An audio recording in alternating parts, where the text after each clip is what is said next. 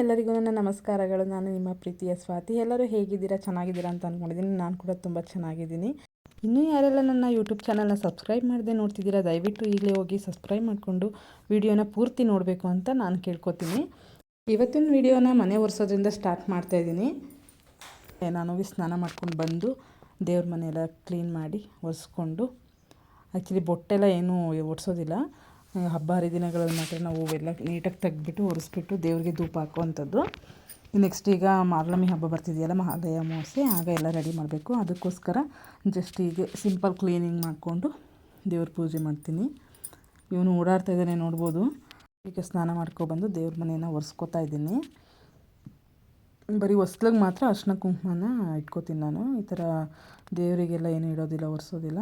ಹೂವು ತೊಗೊಬನ್ನಿ ಅಂತ ಹೇಳಿದ್ದೆ, ನಮ್ಮ ಮನೆಯವ್ರಿಗೆ ಮರ್ತ್ಬಿಟ್ಟು ಬಂದುಬಿಟ್ಟಿದ್ರು. ಹಾಗಾಗಿ ಹೂವು ತೊಗೊಬಂದಿಲ್ಲ ಅಂದರೂ ನಮಗೇನು ಪ್ರಾಬ್ಲಮ್ ಇಲ್ಲ. ಹಳ್ಳಿ ಸೈಡು ಯಾಕಂತಂದರೆ ಒಂದೊಂದು ಮನೇಲೂ ಗಿಡಗಳು ಹಾಕ್ಕೊಂಡಿರ್ತಾರೆ, ನಾವು ಬೇಕಾದಾಗ ಕಿತ್ಕೊಬರ್ಬೋದು. ನಮ್ಮದೇ ಗಿಡ ಇದೆ ನಮ್ಮ ಆಂಟಿ ಮನೆ ಹತ್ರ, ದಾಸವಾಳ ಹೂವು. ಅದನ್ನು ಕಿತ್ಕೊಬಂದು ಮುಡಿಸೋವಂಥದ್ದು.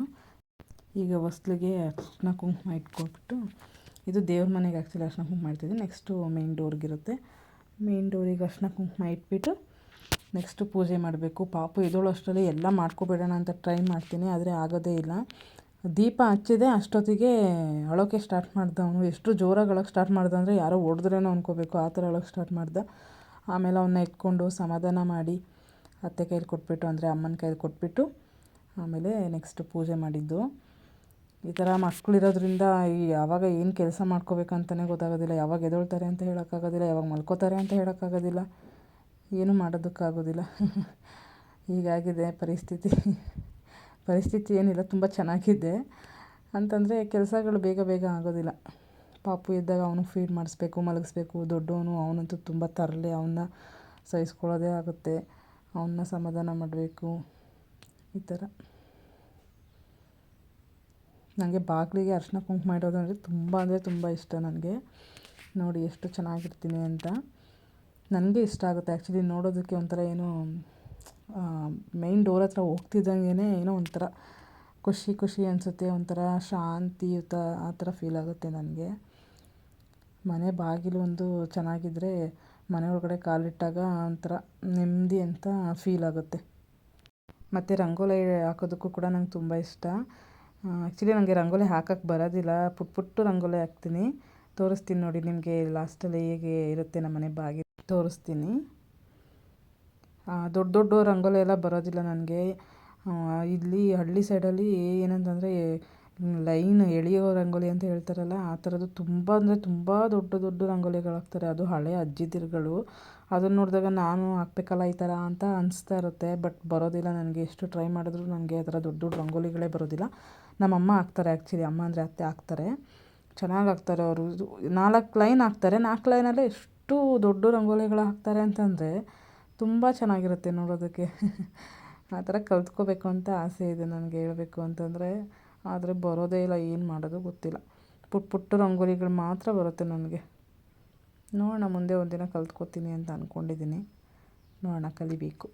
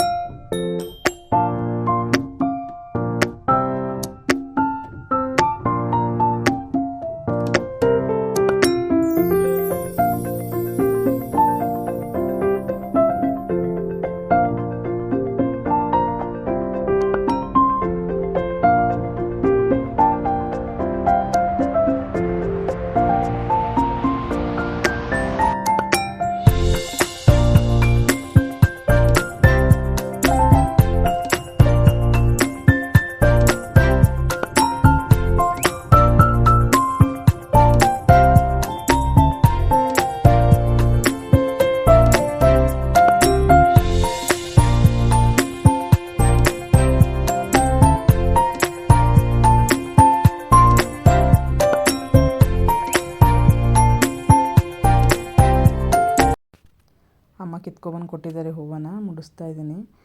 ಈಗ ಮೊಗ್ಗು ಮುಡಿಸಿದ್ರೆ ಸಂಜೆ ಅಷ್ಟೊತ್ತಿಗೆ ಅರಳಿರುತ್ತೆ ಅದು, ಆವಾಗ ನೋಡ್ಲಿಕ್ಕೆ ತುಂಬ ಚೆನ್ನಾಗಿ ಕಾಣಿಸುತ್ತೆ.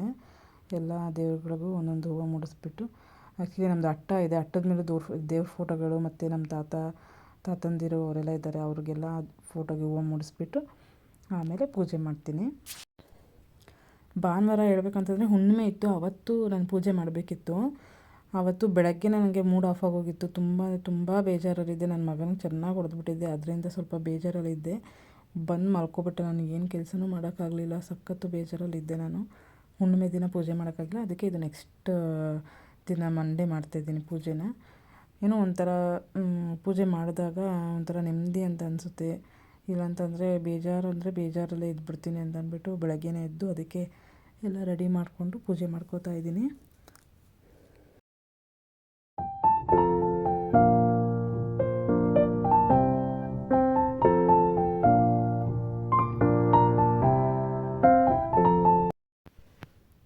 ನೋಡಿ ಈಗ ಪಾಪು ಎದ್ದಿದ್ದಾನೆ, ಅವನು ದೀಪ ಹಚ್ಚಿ ಬರೋ ಅಷ್ಟೊತ್ತಿಗೆ ಎದ್ದುಬಿಟ್ಟ. ಇನ್ನೂ ಗಂಧದ ಕಡ್ಡಿ ಹಚ್ಚೇ ಇರಲಿಲ್ಲ, ಊದುಗಡ್ಡಿನ. ಈಗ ಅವನ್ನ ಎತ್ಕೊಬಂದು ನಮ್ಮ ಅಮ್ಮ ಕೈಯಲ್ಲಿ ಕೊಟ್ಬಿಟ್ಟು ನಂತರ ಪೂಜೆ ಮಾಡ್ತೀನಿ.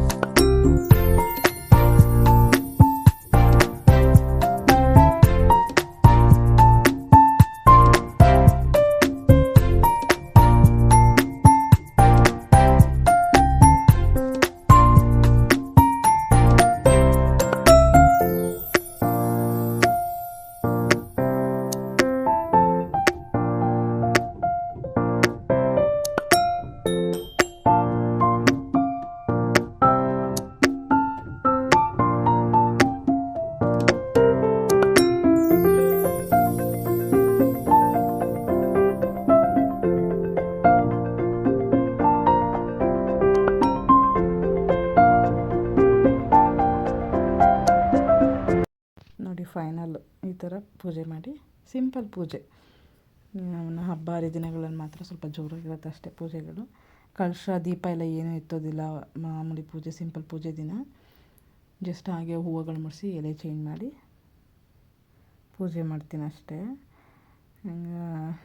ನಾಷ್ಟ ಮಾಡಿಬಿಟ್ಟು ಬೇಗ ತಿಂಡಿ ತಿನ್ಕೊಂಡು ಟೊಮೆಟೊ ಬಾತ್ ಮಾಡಿದ್ದೆ, ತಿಂದುಬಿಟ್ಟು ಪಾಪುನ ಅಂಗನವಾಡಿಗೆ ಕರ್ಕೊಂಡು ಹೋಗ್ತಾಯಿದ್ದೀನಿ. ಅವನಂತೂ ರೋಡಲ್ಲಿ ಹೇಗೆ ಹೋಗ್ತಾನೆ ಅಂತ ಹೇಳೋಕ್ಕೆ ಆಗೋದಿಲ್ಲ. ಬೈಕ್ಗಳೆಲ್ಲ ಬರ್ತಾ ಇರುತ್ತೆ, ನಿಧಾನಕ್ಕೆ ಹೋಗೋಣ ಪಾಪು ಅಂತ ಹೇಳಿದ್ರು ಕೇಳೋದಿಲ್ಲ. ಅವನದೇ ಎಲ್ಲಿ ಹೋಗ್ತಾನೆ ಇರ್ತಾನೆ ಅವನು. ಆದರೂ ಏನೋ ಒಂಥರ ಚೆಂದ ಅವನು. ವಾಯ್ಸ್ ಓವರ್ ಕೊಡ್ತಾಯಿದ್ದೀನಿ, ಯಾಕಂತಂದರೆ ಬೈಕ್ ಸೌಂಡ್ ಬಂದುಬಿಡುತ್ತೆ, ಅದಕ್ಕೋಸ್ಕರ.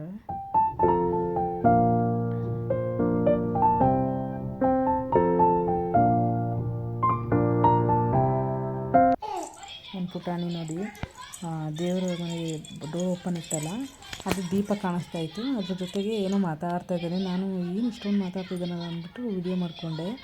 ನೋಡಿ ನೆಕ್ಸ್ಟ್ ಬರುತ್ತೆ ಹೇಗೆ ಮಾತಾಡ್ತಾನೆ ನನ್ನ ಮಗ ದೇವ್ರ ಹತ್ರ ಅಂತ.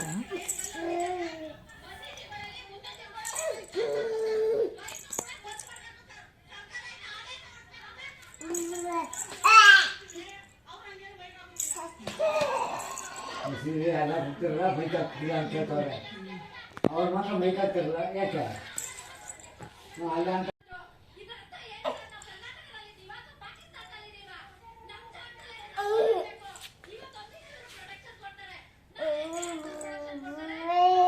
ಯಾರ ಜೊತೆ ಮಾತಾಡ್ತಿದ್ದೆ? ಮಾಮಿ ಜೊತೆ ಮಾತಾಡ್ತಿದ್ದ? ಅಲ್ಲಿ ಮಾಮಿ ಮಾತಾಡೀಗ.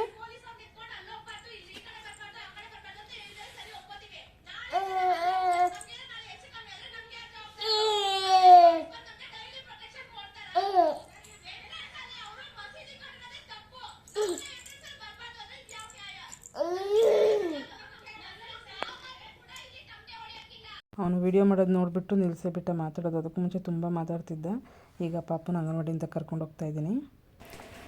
ಮಲಗಿ ಮಲಗಿ ಗುಬ್ಬಿ ಮರಿ ಕೊಡಿಸುವೆ ನಿನಗೆ ತುತ್ತು ಮರಿ ಮನೆ ದೇವರಾಣಿ ನೆರಳಾಗುತ್ತೀನಿ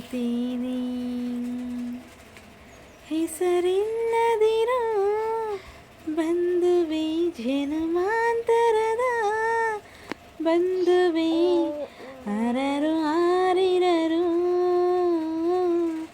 ಅರರು ಆರಿರರು. ಪಾಪುಗೆ ಹಾಡು ಕೇಳೋದಂದರೆ ತುಂಬ ಇಷ್ಟ. ನಾನು ಯಾವಾಗಲೂ ಅವನಿಗೆ ಹಾಡು ಹೇಳ್ತಾನೆ ಇರ್ತೀನಿ. ಮಲಗಿಸ್ಬೇಕಾದ್ರೆ ಈ ಥರ ಸುಮ್ಮನೆ ಆಟ ಆಡ್ತಿರ್ಬೇಕಾದ್ರೆ ಹಾಡು ಹೇಳ್ತಾ ಇರ್ತೀನಿ. ಅವನು ಕೂಡ ಎಂಜಾಯ್ ಮಾಡ್ತಾ ಇರ್ತಾನೆ ನಾನು ಹಾಡು ಕೇಳಿಸ್ಕೊಂಡು. ನೆಕ್ಸ್ಟು ನೈಟ್ ಊಟಕ್ಕೆ ರೆಡಿ ಮಾಡ್ಕೊತಾ ಇದ್ದೀನಿ. ಮುದ್ದೆ ಮತ್ತು ನುಗ್ಗೆ ಸೊಪ್ಪಿನ ಉಪ್ಸಾರು ಖಾರ ಆಲ್ರೆಡಿ ರೆಡಿ ಆಗಿದೆ.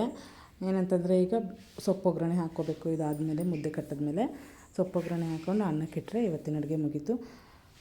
ಇದಾಗಿತ್ತು ಇವತ್ತಿನ ವಿಡಿಯೋ. ಯಾರಿಗೆಲ್ಲ ನನ್ನ ವಿಡಿಯೋ ಇಷ್ಟ ಆಯಿತು ಲೈಕ್ ಮಾಡಿ, ಶೇರ್ ಮಾಡಿ, ಹಾಗೆ ಸಬ್ಸ್ಕ್ರೈಬ್ ಮಾಡ್ಕೊಳ್ಳೋದನ್ನು ಮರಿಬೇಡಿ. ಸಬ್ಸ್ಕ್ರೈಬ್ ಮಾಡಿಕೊಂಡು ವಿಡಿಯೋಗಳನ್ನ ನೋಡಿ. Thanks for watching.